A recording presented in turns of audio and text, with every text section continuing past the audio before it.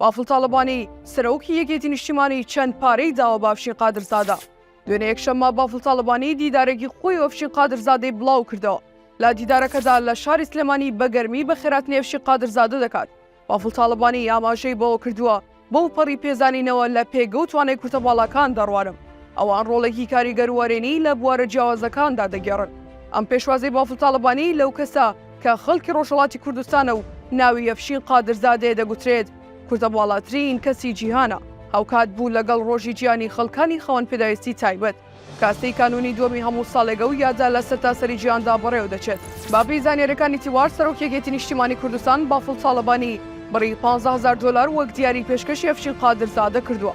بەخشینەوەی دیاری لە داهاتی گشتی کوردستان و لەلایەن بەرپرسانی حیزبەوە بۆ تا دیاردەیەک و هەر کەسێک لە دەروی کوردستان بێتارێم لە داهاتی گشتی دیاری گرانبەهای پێدەدەن.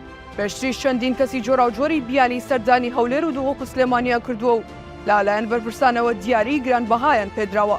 لە کاتێکدا هەرێمی کوردستان بەردەوام بە قەیرانی ئابووریدا تێپەڕیوە. لەگەڵەوەشدا چاودێرانی سیاسی دەڵێن ئەگەر بەخشینەوەی پارە بەسەرم جۆرە کەسانەدا بێت ئەوە کارێکی باشە و ئەوان شایانی هەموو هاوکاریەکن.